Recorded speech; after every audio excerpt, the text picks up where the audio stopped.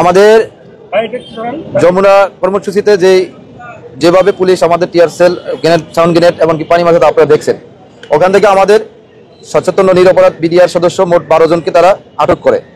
একজন সেখানে আমাদের বিডিআর সন্তান রয়েছে, নাম তামান্না, আর বাকি 11 জন পুরুষ বিডিআর জওয়ান।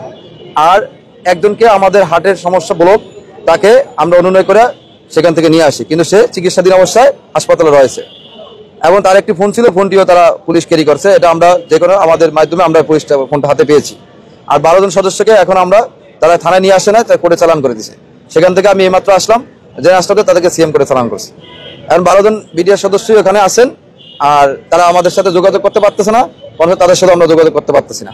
আর আমাদের এই পরিষ্কার সুন্দর একটা কর্মসূচিতে তারা যেভাবে আমাদেরকে আমাদের আহতের সংখ্যা প্রায় 70 থেকে 80 জন উপরে চলে গেছে। কেউ চিকিৎসাধীন আছে, কেউ রাস্তায় শুয়ে আছে, না খেয়ে শুয়ে আছে, বিভিন্ন অবস্থানে এখন বিডিআর রাস্তায় মরতেছে। আচ্ছা, একটু জানতে চাইবো যে আসলে কাকরাইল মোড় ডিএমপি কমিশনারের পক্ষ থেকে এবং ডিএমপির পক্ষ থেকে বলা হয়েছে 144 ধারা দেওয়া আছে, তো সেই 144 ধারা ভঙ্গ করে কেন? আমাদের, আপনারা জানেন, আপনারা সাংবাদিকরা অবগত আছেন, আমাদের এই পর্যন্ত 28টা কর্মসূচি ছিল। এর আগেও আমরা 22 তারিখে একটা কর্মসূচি দিছি। আমাদেরকে এরকম ভাবে নিয়ে নাটকীয় একটা সাজানো মঞ্চে দিয়ে গাড়ি দিয়ে কজন লোক নিয়ে যায়, পুলিশ প্রশাসন আমাদের সাথে ধোঁকাবাজি করতেছে। আমাদের কাছে সচিব মহোদয় পর্যন্ত যায়, সহকারী সচিব 112 এর মাধ্যমে।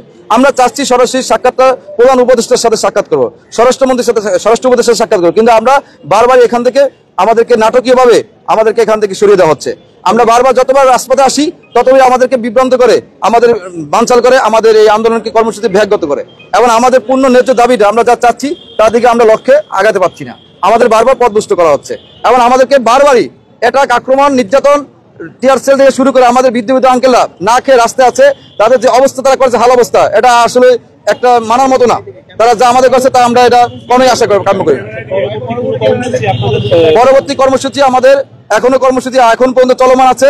আমাদের বিডিআর আঙ্কেল আহত আছে, চিকিৎসাধীন আছেন, এবং আমাদের যে কল্যাণ পরিষদের মাধ্যমে, আমাদের এই সংগঠনের মাধ্যমে যে আমরা কমিটিটা কর্মসূচি ঘোষণা করে, তারা এখন আমাদের চিকিৎসাধীন অবস্থায় তাদেরকে দেখতে গেছেন। তারা আসলে আমরা নিরীহভাবে সব মিলে একত্রিতভাবে তাদের সাথে বৈঠক করবো, তারপর যেটা হয় মিটিং এর সিদ্ধান্ত, সেভাবে আমরা অগ্রসর হবো ইনশাল্লাহ।